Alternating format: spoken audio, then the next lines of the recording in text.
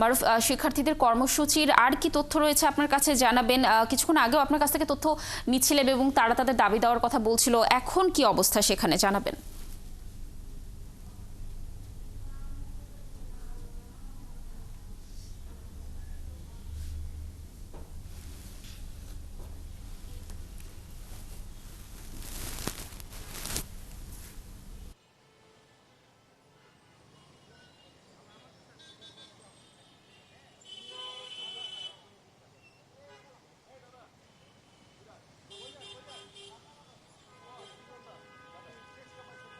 আজকের মতো কিন্তু কর্মসূচি ঘোষণা করে কিন্তু তাদের আজকের কর্মসূচি যে মানববন্ধন কর্মসূচি এবং লাল কাপড় দিয়ে তাদের পলিটেকনিক্যাল ইনস্টিটিউটের সামনের যেই নাম ফলক রয়েছে সেই নাম ফলক ঢেকে দেওয়ার সেই কর্মসূচি কিন্তু আজকের মতো শেষ। এবং তারা কিন্তু আগামীকাল সারা বাংলাদেশে মহাসমাবেশের ঘোষণা দিয়েছেন এবং তারা বলেছেন যদি তাদের দাবি যদি দ্রুত মেনে নেওয়া না হয় তাহলে আরও কঠোর কর্মসূচি কিন্তু তারা নেবেন। এবং সেই লক্ষ্যে কিন্তু আমরা দেখেছি সকাল থেকে কিন্তু তারা শান্তিপূর্ণ কর্মসূচি পালন করেছেন এবং বিশেষ করে ঢাকা পলিটেকনিক্যালের সামনে তারা অবস্থান নিয়ে এখানে মানববন্ধন করেন, যে সময় স্লোগান দেন তারা। এবং তারা বলেন যে তাদের যে 6 দফা দাবি রয়েছে, তাদের চাকরি ক্ষেত্রে যে সকল বৈষম্য রয়েছে, পাশাপাশি তাদের শিক্ষার ক্ষেত্রেও যে বৈষম্য রয়েছে সেই বৈষম্য দ্রুত নিরসন করতে হবে এবং অনতিবিলম্বে তাদের যে ক্রাফট ইনস্ট্রাক্টর পদে নিয়োগের ক্ষেত্রে সেখান থেকে প্রমোশনের ক্ষেত্রে যে 30% কোটা পদ্ধতি রয়েছে সেই কোটা পদ্ধতি বাতিল করতে হবে।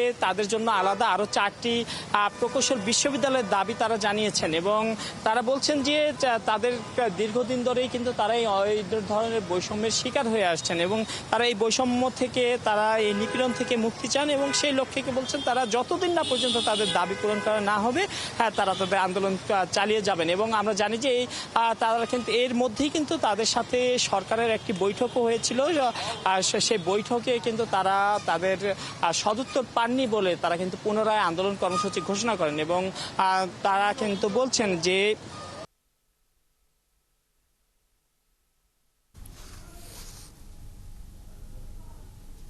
মারুফ, ধন্যবাদ আমাদের সাথে যুক্ত থাকার জন্য। আপনি থাকুন সেখানে, তথ্য সংগ্রহ করতে থাকুন। আমরা নিশ্চয়ই আন্দোলনের আরও তথ্য আপনার কাছ থেকে পরবর্তী সংবাদে জেনে দর্শকদেরকে জানানোর চেষ্টা করব।